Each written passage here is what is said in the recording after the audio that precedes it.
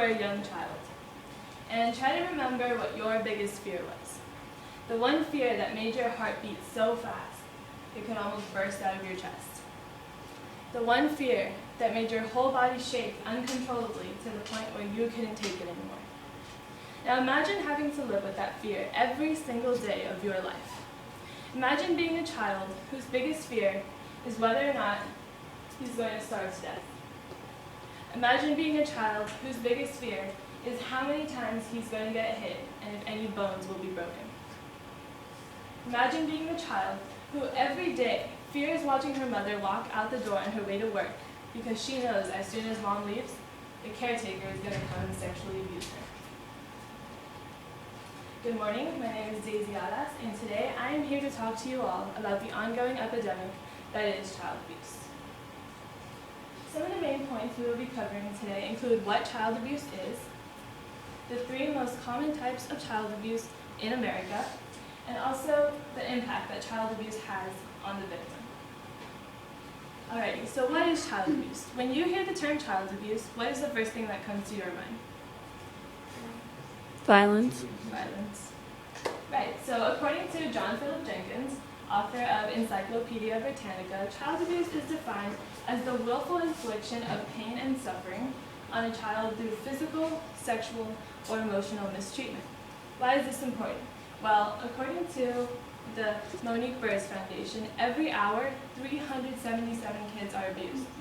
Every hour. That means by the time we're done with this class, over 500 kids will have been abused, and by the end of the day, there will have been 9,000 cases of abuse just in the U.S.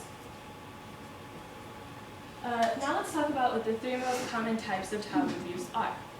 The first one is neglect. It is so common, in fact, that according to the National Child Abuse Statistics, it accounted for 78% of all child abuse cases. Neglect is defined by William Chambliss as the negligent treatment or maltreatment of a child by a parent under circumstances that indicate harm or threaten the child's well-being.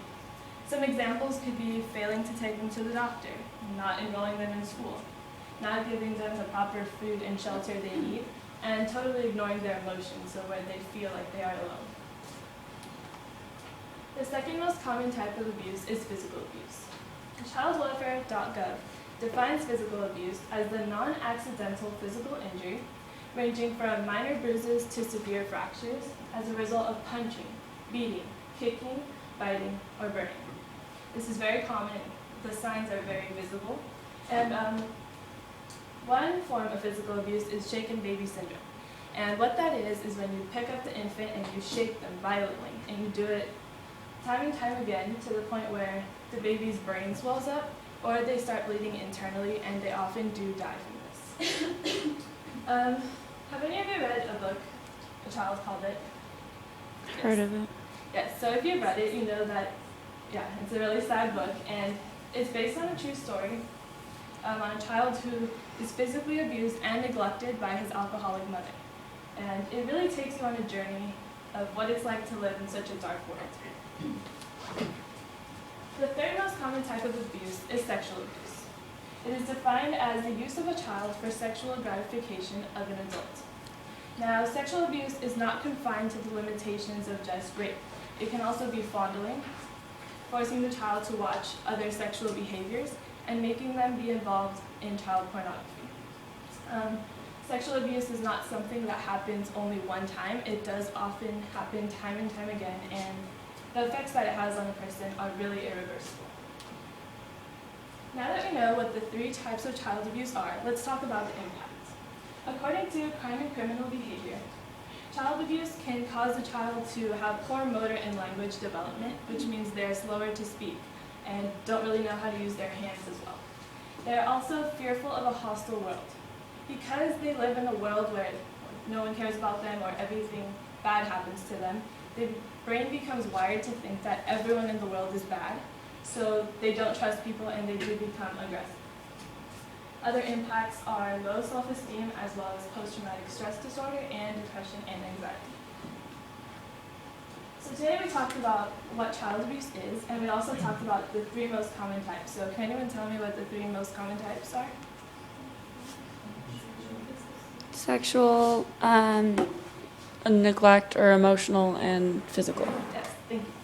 And then we also talked about the effects that it does have on the child, not only during childhood, but it also affects them in adulthood. In conclusion, we may often associate child abuse with just the physical or sexual aspect, but the truth is that child abuse is just an umbrella for many terms and many ways of mistreating a child. Whether it's beating them, ignoring them, or sexually abusing them, these are just examples, and unfortunately, the list does go on and on. But in the end, I leave you with this. Like David Pelzer said, childhood should be carefree, playing in the sun, not a nightmare in the darkness of the soul.